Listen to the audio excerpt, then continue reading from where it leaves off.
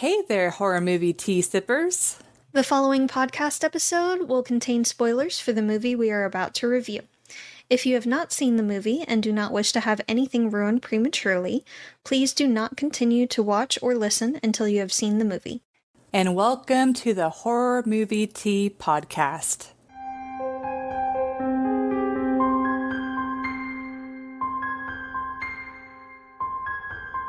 Today, we are covering Meg 2, The Trench. But before we go into the review, let's grab our cups and talk about tea. This is the last movie for Stay Out of the Water Month, though. Yes. So it is a solemn occasion that I am very energetic and I just want to touch it. But anyways. You're so fluffy! You're so fluffy. So, I am drinking the Kilu, Kilu 2 mints tea, which is 85% spearmint and 15% peppermint tea, and it's loose leaf tea. And let me tell you, if you enjoy peppermint tea or spearmint tea and you've never had it loose leaf before, it is a whole leveled up experience. So 100% recommend. And like, look at this big old bag. It's just like, anyways, recommend. I am drinking Republic of Tea's pumpkin ginger tea. And don't judge me. It sounded tasty. In the middle of summer, we needed something. It's got red rooibos, sweet blackberry leaves, cinnamon, ginger, natural flavors, nutmeg, cloves, and allspice. And thank you to the Republic of Tea for allowing us to continue to do what we love. And for our tea sippers out there, brew yourself a cup of tea, sit back, relax, and we hope you enjoy the review. And I apologize for maybe this episode and all of the upcoming episodes because I have been hit with energy because we've had caffeine, I've had lunch. But anyways. Food does make a difference. Yes, I feel great. And I had a nice little cuddle session with Navi and Megumi, and Jess was able to make her like do little licks. Anyways. I always scritch just the right spot on Navi. Yeah. Yes. Anyways, so for the summary. I don't even know how, so somehow they got a baby Meg and they raised it and trained it. And then it got out and then they went back to like the trench area where it's got the barrier thing and the barrier broke. And they're like, oh crap. And lots of Meg action. Now we've got like 2 or 3 Megs. Yeah. Which I guess in the first movie we technically had 2 Megs, but it's just like a red herring. Be like, oh, we killed it. And it's like, oh, no, you didn't. There's another one. Anyways. Surprise, bitch. Yep. So, entertainment.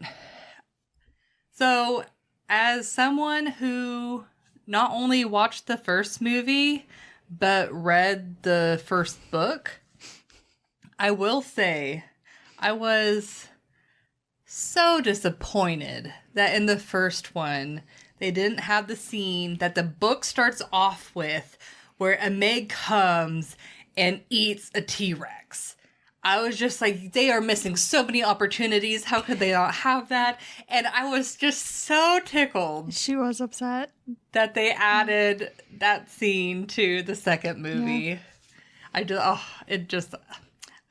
So I will say this movie, I give it a lot of props for doing that, for bringing something that that the first movie so sorely missed. But anyway, so I give it a 7.25. To be fair, though, that's pretty much the most that this movie has for it compared to the first one. The first one's just so much better. But, I mean, I will say it still follows the same, like, it's absolutely ridiculous. Oh, yeah. But in the funnest of ways. I feel like it's more ridiculous. Yes. Way more ridiculous. And they call back to jokes that they had in the first one, like with the dog. And it was the same dog. Yeah, the same dog. And then the fun island where it's like all of the swimmers and then the shark comes up. I feel like the first movie made that scene a little bit more ridiculous, slightly more ridiculous. Well, I don't know. Yes and no. In this one, they had an octopus too, and then dinosaurs. Yeah. But I will say that I was disappointed, and maybe it was just like either a conflict of schedule or budget or whatever, but I was a little bit sad that they didn't have the love interest in this movie. They killed her off. Yeah. Like, she was dead. Yeah. And they never explained why either. They just, she dead. Yeah, and the main guy character, he didn't really see... I mean, it had been a period of time, but it didn't seem like he was that too torn up about it. He was just mainly focusing on being like the parent for the girl. I mean, he wasn't really one to show a whole lot of emotion to begin with. Fair. So it seems kind of in character for him. Yeah. Yeah, but I don't really have a whole lot to say on Entertainment because there's really not a whole lot. It's just ridiculous. Like the whole like beep beep, like trading the shark. I'm like, how is I mean, a freaking car fob? Yes. and then they don't really explain. They kind of very vaguely explain where the baby Meg came from. But I don't know. And then there's this weird, like, almost like super villain, like in the film. I don't know. He's a bit ridiculous. I don't know. Just so much of this film is ridiculous. And I kind of am sad that I have not read the second book because I wish I had it something to compare it to, because I don't know if they went way off the deep end and and like did their own thing, or if this was actually based off of the second book. Because if it's actually based on the second book, I don't know if I'll be reading the second book. But I don't know. But it is a ridiculous film. It is entertaining. But as far as like storyline and how it holds up, I definitely like the first movie better. Just hits it a little bit better for me. Mm-hmm. Yeah, it was definitely lacking something since they killed off the love interest. I feel like that was a lot of where the humor came from, was the banter between the two. Yeah. And there was just such a good dynamic between the two, and there was some good chemistry there. And this movie was definitely lacking that. This movie was also hella more ridiculous than the first one. Entertaining, but it's definitely better to go into it with fairly low expectations. Yeah, because I feel like the first movie, they at least tried to explain scientifically like what they were doing, and this one they're like, meh. Yeah. This one, we've already established this, so this is fine. Yeah, no, that's not how it works. It's not how any of this works. And we'll get to a lot of that in the realism. But it was just, it felt almost like the cast was even making fun of it in the movie itself. They seemed to be having a lot of fun. Yeah, they had a lot of fun with it. And if you go into it with low expectations of this is going to be an absolutely ridiculous shit show of a movie, then it'll be a lot of fun. I will say I was laughing hysterically when the one girl is like, I'm in charge now, and then the Meg immediately like, yes. and they're like, this is Meg proof class, and then the Meg immediately breaks through and eats it was her. actually rather satisfying to me, to be perfectly honest. Meg proof glass, you're funny. But yeah, and God, just the dad jokes of "see you later, chum," as he looks directly into the camera. Like, come on. It is a ridiculous show that obviously tries to one up the previous movie with the level of ridiculousn's. Which they did technically. Oh, they definitely did. Yeah. For sure, they definitely did. But if you went into it with higher expectations, I could definitely easily see where you would be disappointed with it. Yeah. So, in a way, I mean, I went in there with like just cautiously optimistic and was slightly disappointed, but at the same time I had a lot of fun just laughing at it. Yeah, like I went into it, it's like, I know this is going to be a shit show. I don't know where it's going to take me, but I'm just along for the ride. Yeah. And it's like, I definitely, even with that, I was a little bit disappointed too. Like, I felt it just, Yeah. I don't know, it's missing something that the first one had. Yes. And I feel like, again, a lot of that was from the missing dynamic. Yeah. So, and I felt like the first one definitely took itself a little more seriously. Just a little bit. A little. Just a little bit. So this one just falls a little bit short for me. So I'm going to rate it a 6.75. I'll be really interested to see how long this series keeps going, because there's actually multiple books. Oh, dear God, why? Yeah, there's multiple. Why? I want to say that there's 6. No! Like, there's multiple. Why? Like, the author really likes. Why? No. So we'll see. No! But see, it's like but if they did like veer the storyline away from the books, though, then I feel like they might trap themselves, and it might have to die off quicker than the books. I kind of hope so. But honestly, because they honestly didn't need to make a second one. I'm glad that they did, though. It was fun. It was fun. It's a fun movie. I wouldn't go for it all the time. I would definitely prefer the first one. And honestly, even the side characters I enjoyed in the first one a bit more. Yeah. I know they ate a lot of the side characters in the first one, so they couldn't necessarily bring all of them back, obviously. Yep. That would be gross if they did. But but I still feel like it was missing something for sure. Yep. So for realism, this is, I feel like, maybe being generous, but I'm giving it a 1.5. Yeah, that's pretty fair, actually. Yeah.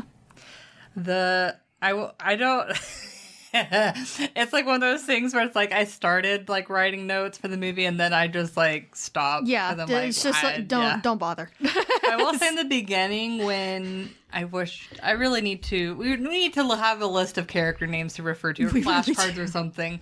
But the main character, Jonas, I do know that one. Yeah, when he's in the shipping crate and he has like the little foam and then he lights it on fire. Mm-hmm.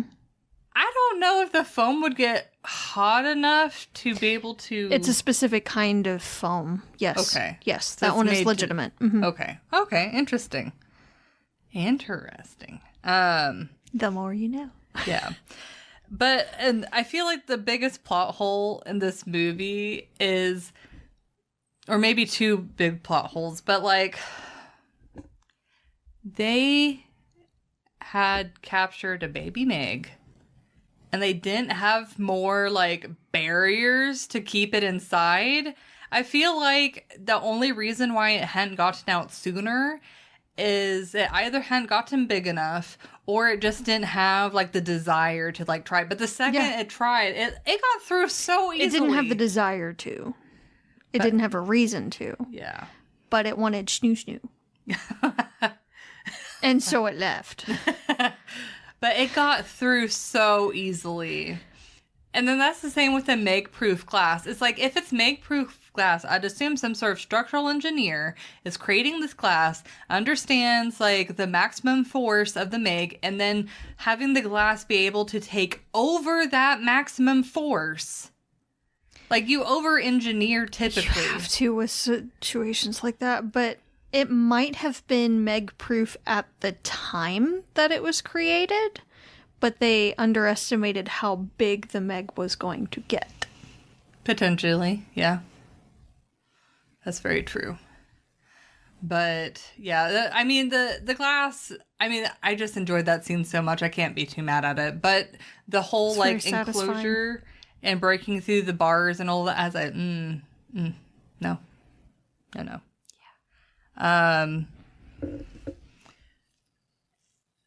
And I didn't really completely. I don't know. The movie kind of like makes my brain turn off, and so I don't really remember. Like I watched the movie twice now. I still don't remember how the dinosaurs come into play. Like how do they appear on the island? All I know is they're on the island. They went through when the thermal climate level thing. So were they under a the bust. water? Yes. They They attacked them at the base thing underwater. You completely blacked that out, didn't you? Yeah. I watched this movie twice, I swear to God. I don't know if it's like ADHD or what it is, but there'll be times where I'll just watch a movie and it'll just bloop. But anyways, yeah. That's what it is for sure. Yep. But anyways. Yep. Can almost guarantee you were on your phone during that scene. Your turn.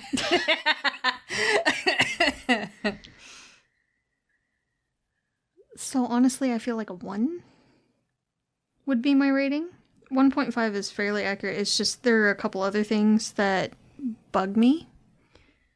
One, that they were even able to keep a Meg in an enclosure at all.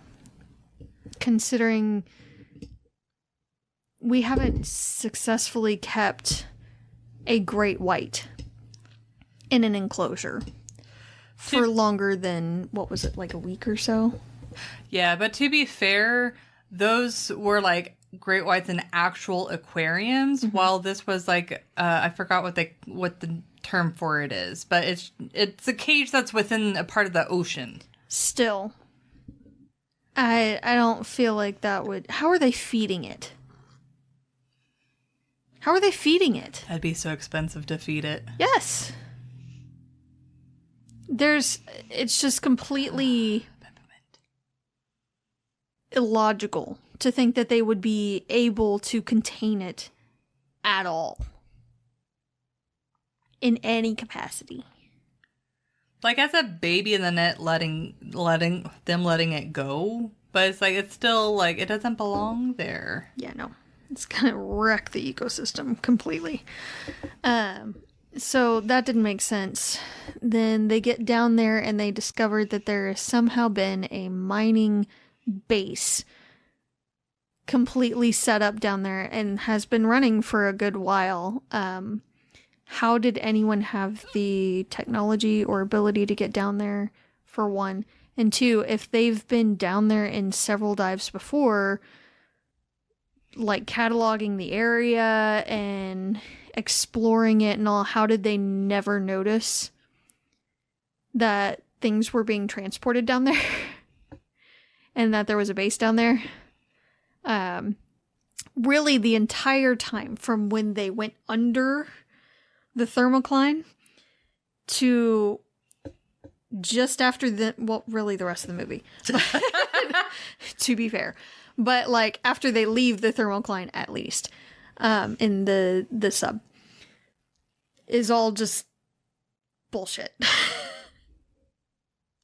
The thing that, all of it is just bullshit. well, and to your point, like, even if, because the ocean's a big place, so even if it's just, like, they just happen to not explore that area yet, they, at least in the first movie, they were paying attention to, like, the temperature variations and then that, like, little barrier. They would see that They were barrier monitoring disrupted. it. Yeah. Which, I guess, if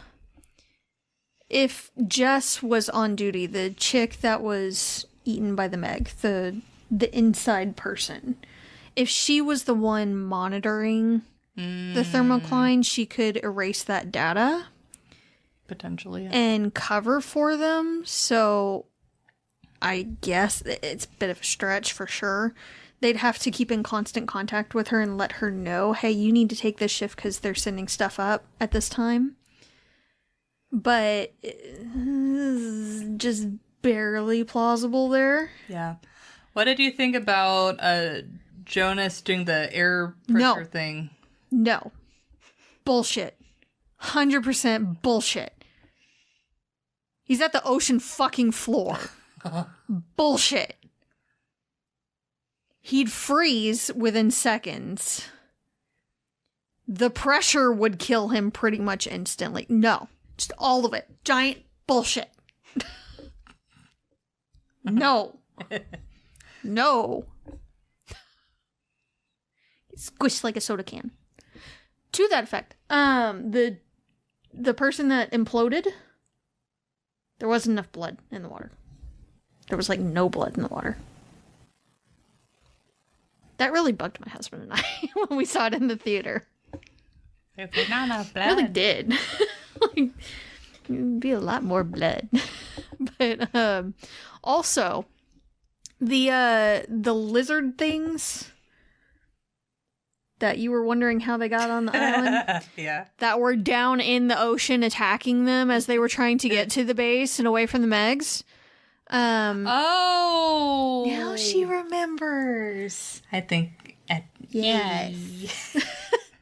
So they had gone to the water at some point from the land several million years ago.